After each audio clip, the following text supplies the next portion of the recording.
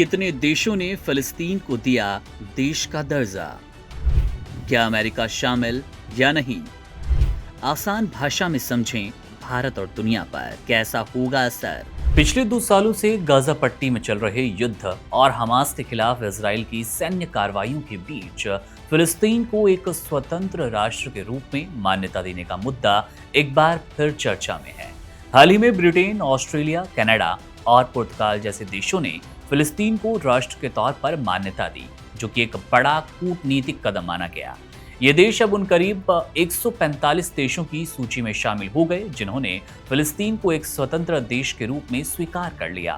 संयुक्त राष्ट्र के 193 देशों में 3/4 से भी ज्यादा अब तक फिलिस्तीन को मान चुके हैं, जिनमें ज्यादातर अफ्रीकी, एशियाई, अरब और लैटिन अमेरिकी देश शामिल रहे।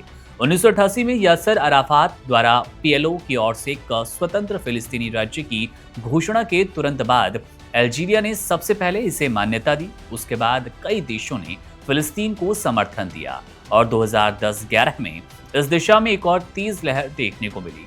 अब यूरोप के कई देश इस ओर अपना कदम बढ़ा रहे हैं। फ्रांस, बेल्जियम, इसके अलावा आप देखेंगे कि लक्जमबर्ग और माल्टा जैसे देश संयुक्त राष्ट्र में फिलिस्तीन को लेकर अपने रुख में बदलाव की ओर बढ़ सकते हैं। संयुक्त राष्ट्र महासभा में हाल ही में एक सम्मेलन हुआ जिसमें फिलिस्तीन को मान्यता देने और 2 राष्ट्र समाधान के समर्थन में खास चर्चा हुई।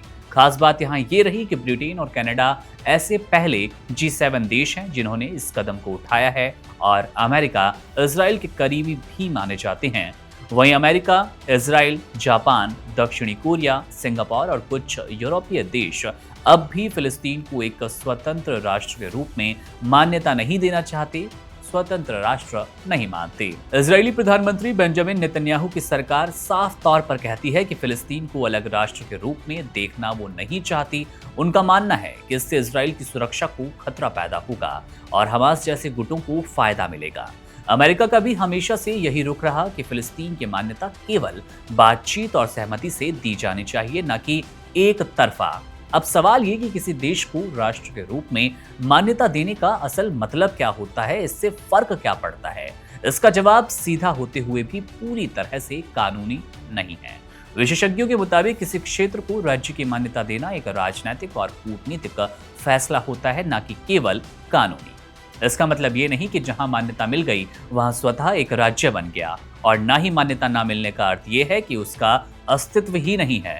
यह मान्यता अधिकतर प्रतीकात्मक होती है, लेकिन इसके प्रभाव गहरे होते हैं। चलिए उदाहरण से समझते हैं।